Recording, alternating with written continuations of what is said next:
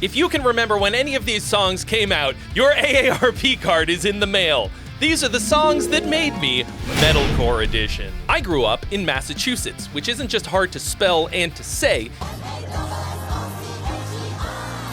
It was also sort of the epicenter of the early 2000s metalcore scene. But in central Massachusetts, in places like Springfield and Worcester, there were all of these amazing bands that were happening all at the same time. There was Killswitch Engage, Shadows Fall, All That Remains, Unearth.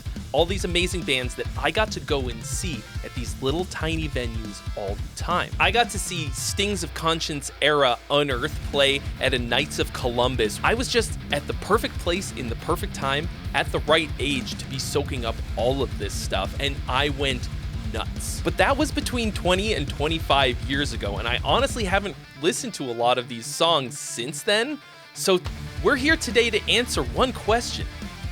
Do they hold up? And can I still play any of them? To that end, I will be employing a sort of inappropriately modern guitar, the brand new Kiesel Kyber. I've been playing this guitar for a few weeks now, and it is absolutely amazing. You can build your very own at the link in the description. Now let's find out if any of these songs that so heavily influenced me were actually any good, or if I was just young and dumb. We're gonna kick it off with Poison the Well, Nerdy. We covered this in one of my high school metalcore bands. Keeping in mind that I have not played this in over 20 years. This one actually did not come out in the 2000s. This came out in 1999.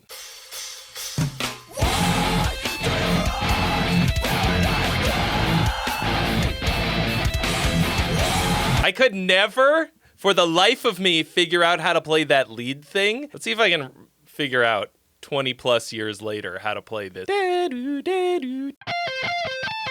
I should check a live video. Oh my god. Warped Tour 2003. Oh my god! They're harmonics! What? Oh my god! I can't believe it! It was harmonics the whole time. No wonder I couldn't figure it out! Tender little 16-year-old Trey! And they're in D standard. We always played it in drop D. Everything about my teenage years is a lie! Oh my god, that's so much Listen, we didn't have YouTube back then. It was primitive times, man.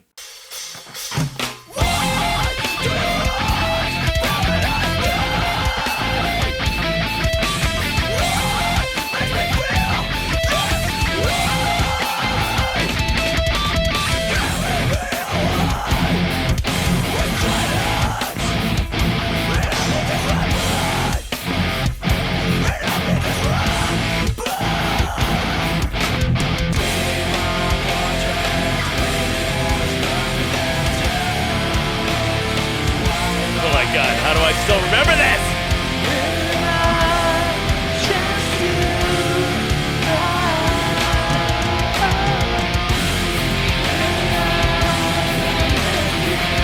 Oh my God.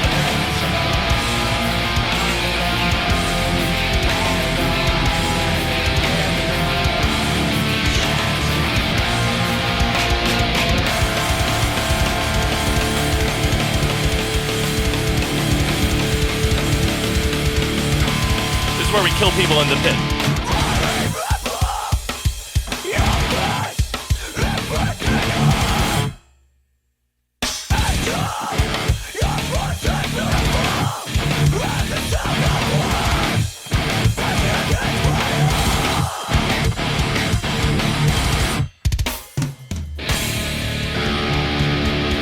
I remember this.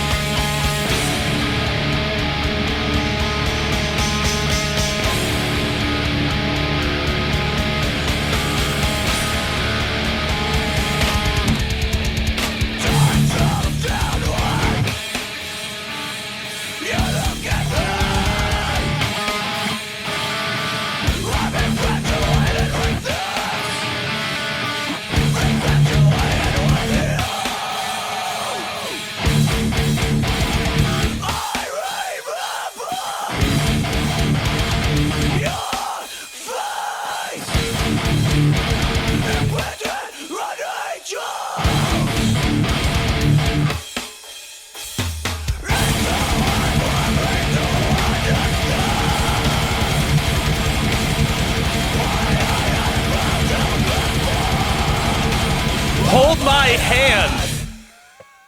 Wow.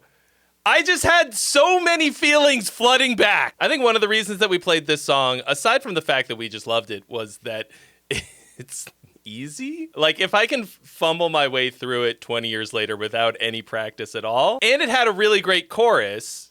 Is it a chorus? It had a really great clean singing part. The song's structure is total fucking nonsense. This is a through composed piece of shit. In my opinion, if the only way that you can hear the chorus again is to rewind, that's bullshit. Poison the Well was crazy ahead of their time. By the time every other band sounded like this, Poison the Well had already moved on to other sounds. They were always experimenting, doing weird, wild, wacky shit. All right, here we got Unearth, Fuel the Fire from The Stings of Conscience. This was like a naming convention back then, right? The blank of blank. The opposite of December, the stings of conscience. I'll list other ones on the screen for comedy. I feel like Unearth tuned to something weird like drop B on the 7th string. So like they actually tuned the 6 strings up. I'm going to look that up before I attempt this. This one I've never played. You cannot make this shit up, guys. I'm like, what tuning does Unearth use? Who are we gonna ask? I'll ask myself, I guess. Fucking Unearth rigged on my channel. So a lot of the older songs are written in standard B, and then we're like, all right, well, let's drop tuning sounds a little bit better. Okay, so the old songs are in B standard then. That makes my life a little bit easier.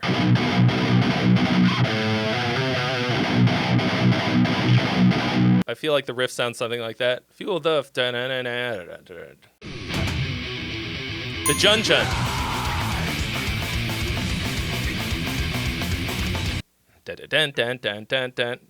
The Jun Jun riff, man.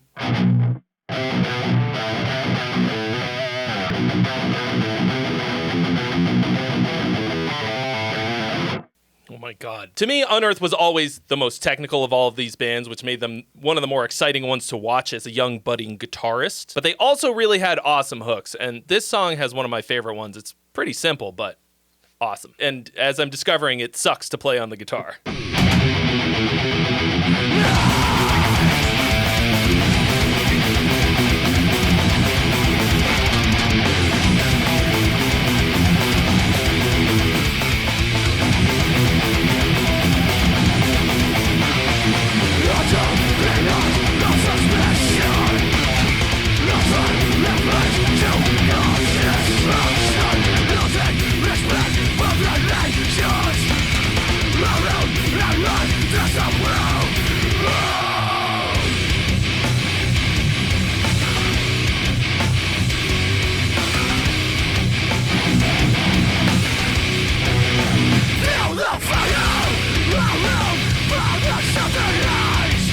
That still kills.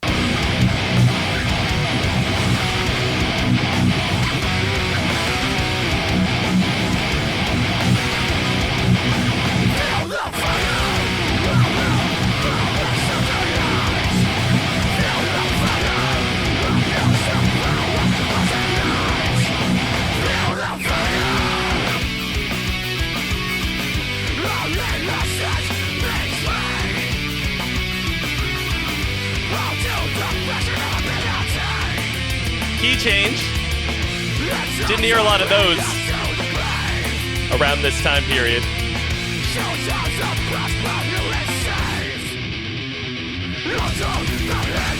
You know, this could very easily be a blinded by nostalgia moment for me.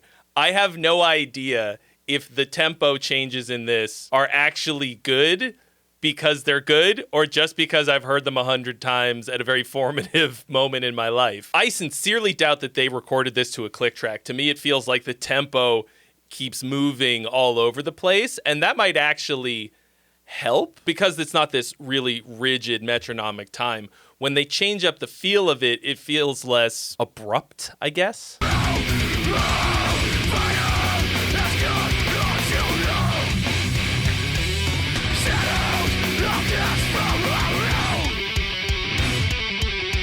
It's so rough, but it's got such sauce to it, you know? This one's from 2001. This section right here is so telling of all of their influences and the stuff that was happening at the time.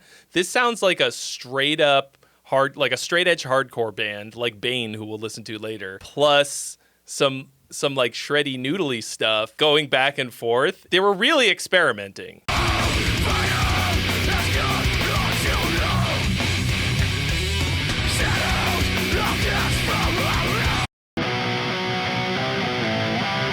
Like, that could easily be any of a number of hardcore bands. And then the chugs.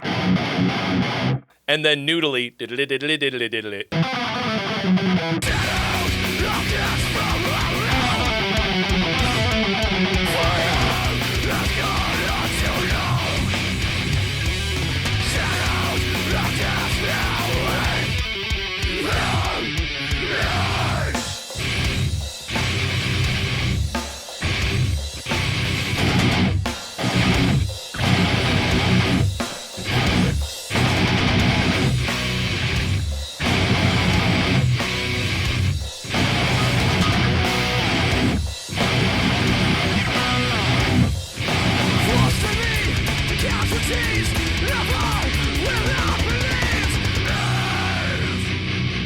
Like, you thought that was the breakdown already. Another breakdown. Then everybody kills each other.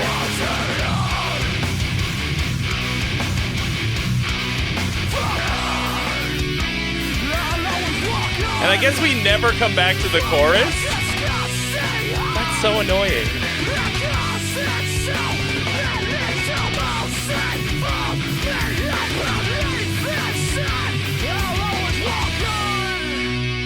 Part of what sucks about a lot of these songs is that they put so much value on the breakdowns that a lot of the other songwriting bits went out the window. I think this has one of the sickest choruses in all of metalcore, and I never even noticed that it never came back. But at this moment, they hadn't quite nailed down the songwriting part yet. But like, this is a masterclass in sick technical riffage. And it's so real. This shit is raw as hell. The production is kind of wonky. This is like an early Adam D production here.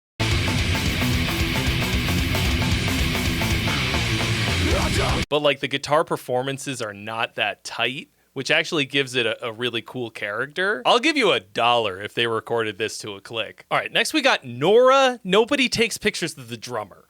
This isn't a band that I was really that into, but this song to me is kind of definitive of this sound. Whenever I think of these little minor second things that every metalcore band in the history of time has done, mathcore dorks refer to them as panic chords. I think they use them the most effectively I've ever heard. Also, the name of this song is hilarious. This is also from 2001. Fucking everything about the first 2 seconds of this song basically sums up this entire era of metalcore. The out-of-time drumming, the tone of the drums with the basketball for a snare, and then the jun-jun riff with the minor seconds, all within 2 seconds of the song starting. Juju boing boing, juju boing boing.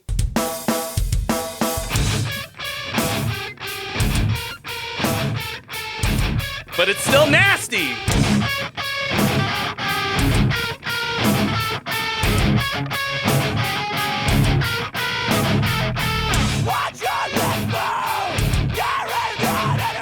I don't remember anything else about the rest of this song. It's a lot of this riff. If you write a riff this good, lean into it.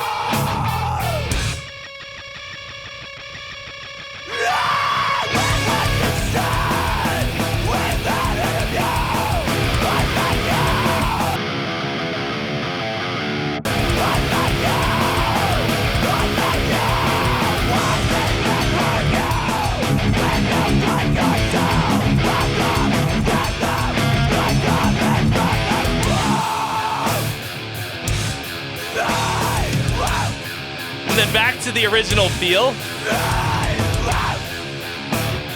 That's such a cool drum part. That's so cool. Dude, this to me holds up. $20,000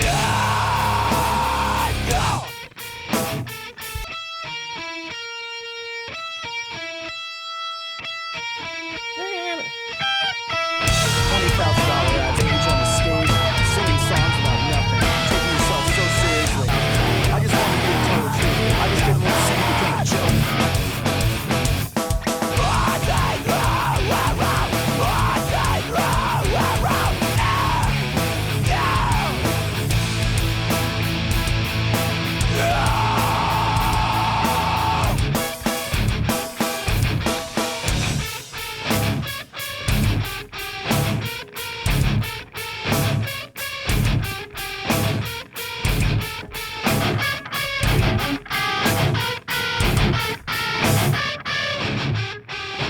It's like they lost the one and they were just like, fuck it. Just keep going.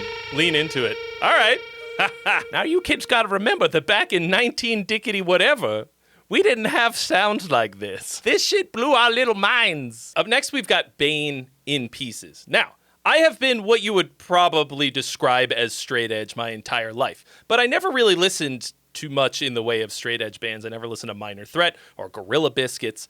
Bane was the only one that I actually really liked, and this song I always thought was amazing, and we used to cover it. So let's see how much of it I can play after 20 years with no practice.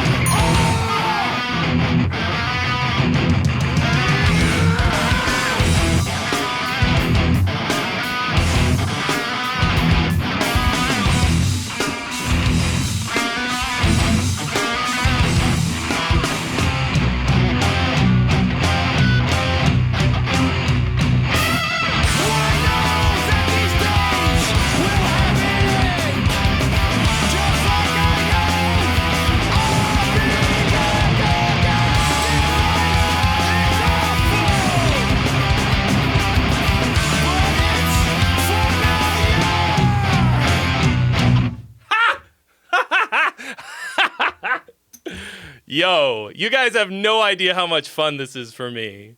I played that really badly. It sounded a little shitty, but oh my god. Nostalgia is a hell of a drug. Damn, it feels good to feel things again, though.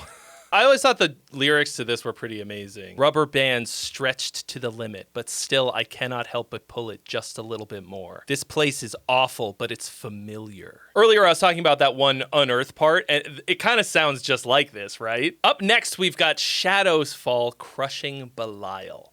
This, to me, was my favorite song of any of these, of this entire era of music. I still think this is an absolute banger. Shadows Fall at the time was my favorite band. I went to see them a bunch. I was actually present at the Destroyer of Senses music video shoot when they did the live performance portion of it. I'm probably in the video somewhere, but I've never been able to find myself, so I have no idea. I learned like some of this song a long time ago.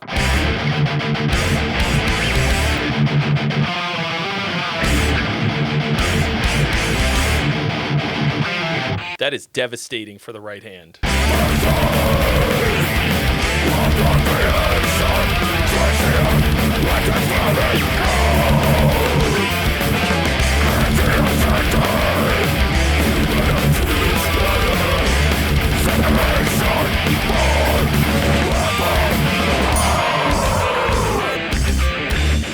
Dun.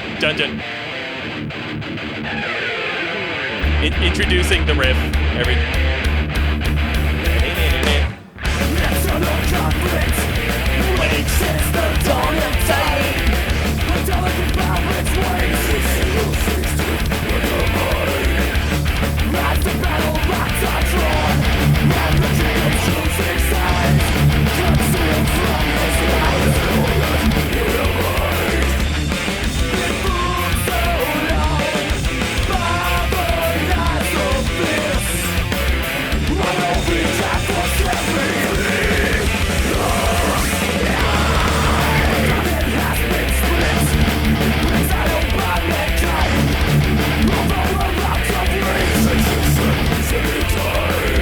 before they started turning every snare in metalcore into a cannon. I don't know if it's a natural snare or not, but it's not 10 fucking layers of samples.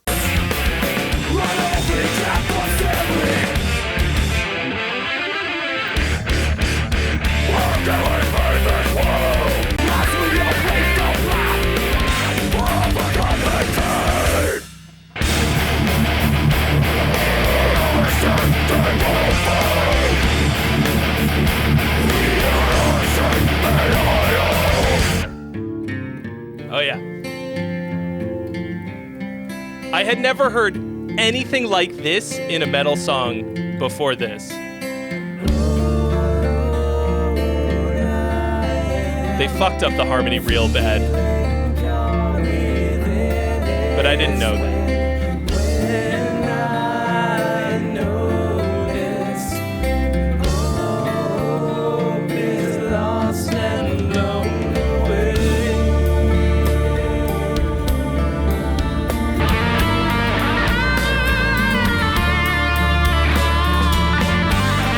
This was so ambitious at the time. So ambitious. It's crazy. This is straight up Iron Maiden right here. I could jam this.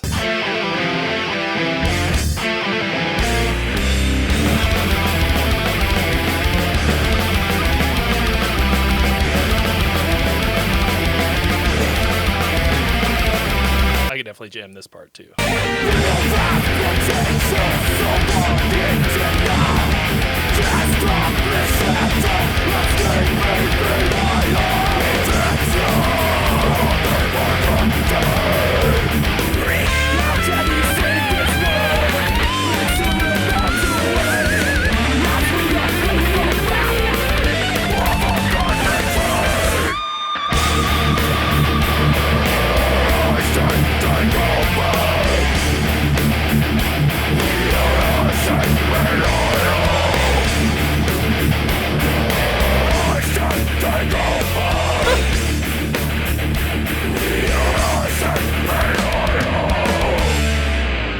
Damn! To me, so far, the thing that doesn't really hold up is that these songs just kind of feel like they have too many parts. The parts are fucking awesome. I still think this shit is awesome. This song feels incredibly overstuffed to me. There's a bunch of stuff in here that does not add anything to the song, but it's really ambitious and so much of it is so awesome. It's kind of better to listen to the live version of this because it doesn't have that truly awful harmony in the nicest part of the song. Feeling lost within its when I notice all hope is lost and blown away. I can't believe nobody was in the studio like, are you sure that's the harmony you want? Maybe we try something else? I think out of all of these bands, Shadows Fall definitely influenced me the most. And I had a really funny moment at NAMM where Brian Fair, the singer with the big old dreadlocks, walked past me and I was like, hey dude, sorry to bug you. Can I take a picture? I'm like a really big fan of your band. And he looks at me and he goes, didn't I just see you play guitar underwater? And I was like, holy shit! That was pretty awesome. At least this one's got a music video in 480p, which was the style at the time. From Autumn to Ashes. I had a From Autumn to Ashes t-shirt. This is a band I saw a bunch of times and I really loved. I feel like this one is not going to hold up.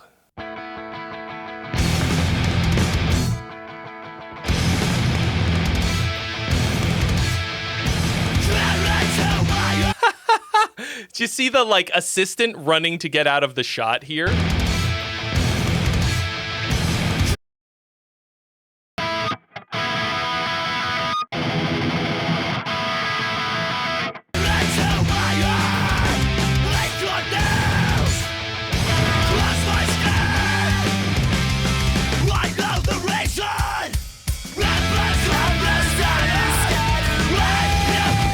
Drummer as the singer. I remember that.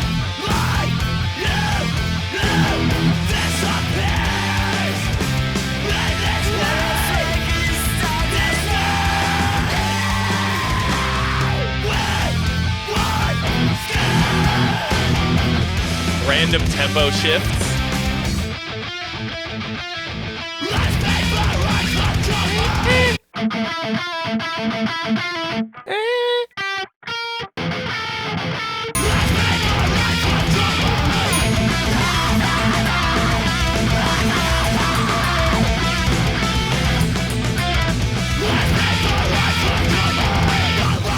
Dun, dun, dun, dun. Terrible transition. Fucking terrible.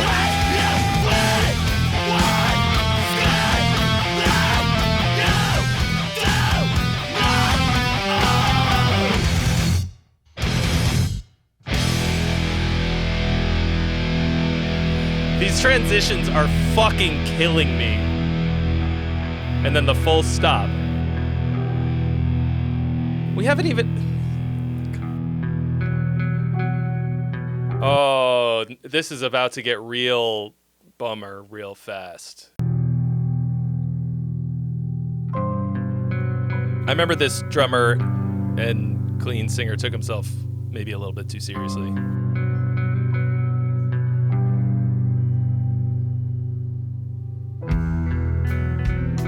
Oh, we really got to get into it. It was a different time.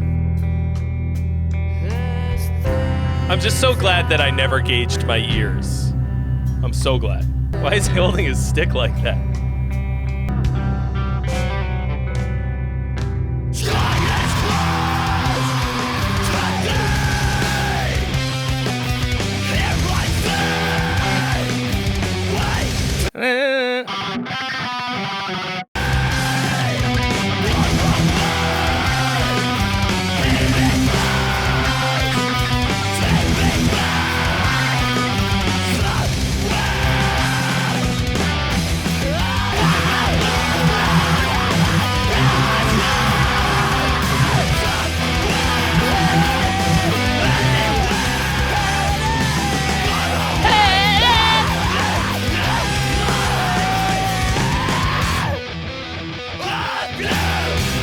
This had such a raw intensity to it, and I think that's really what drew me to it. Yeah, I was really into this, but to me, this really does not hold up as a song anymore because the random, like, tempo shift mathy elements of this just sound like you're falling down the fucking stairs the whole time. It just feels like a jambalaya of fucking random ideas that, like, each member of the band had, and they just tried to fucking shoehorn them in. Okay, now we're gonna come to what I consider to be the crowning jewel of metalcore ever. If you want to know why, out of all of these bands, Killswitch Engage is a headliner, it's because of this song. They had a lot of great songs from the first couple of albums, but this proved that metalcore could be more than just At the Gates ripoffs and screaming. This song has a fucking massive hook and a great music video.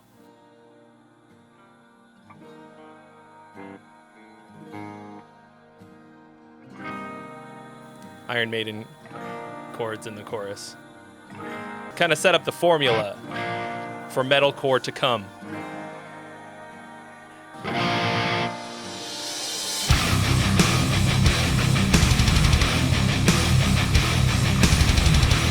I don't know if this was the first metalcore song to ever do this, but this formula of Phrygian screaming verse and Iron Maiden chords, clean singing chorus, continues to this day to be the most popular formula.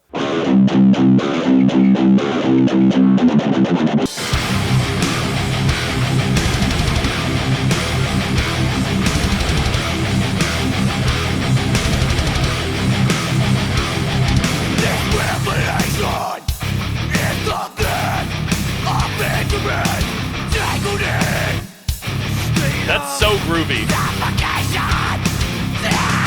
This is basically, they were going for Pantera, I think, with this riff.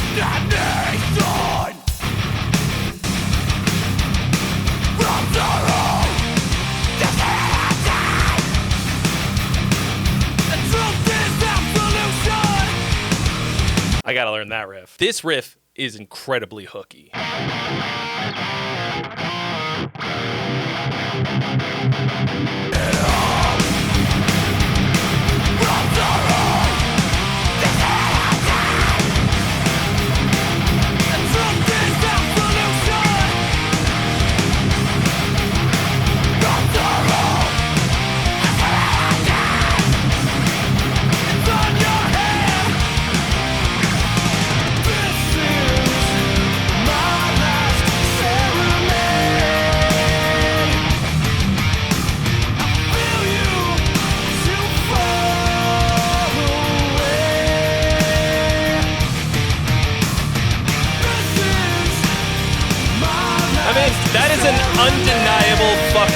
of a chorus. Even with the random switch to 6/8, the way they get into it and out of it is pretty sick.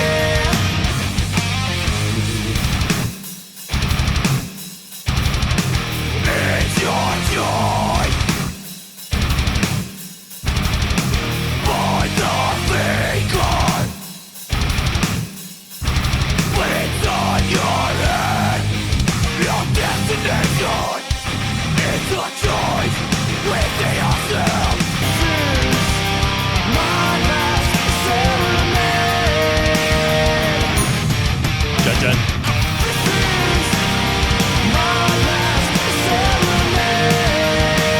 They're playing much more interesting chords, but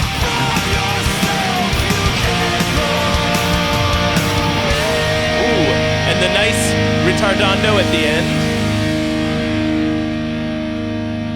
This is definitely the best song of that era. And I think this probably more than anything else defined the direction that metalcore took. One thing that I really love about this song, aside from the fact that it's just an absolute bomb of a chorus, the rest of the song is ultra technical, but not for showing off. Those are some hard, complex riffs, but they are groovy as fuck. I don't think I ever really noticed how unbelievably groovy this song is. What year did this come out?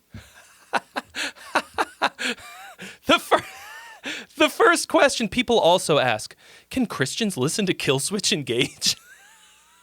Is Killswitch Engage dad metal?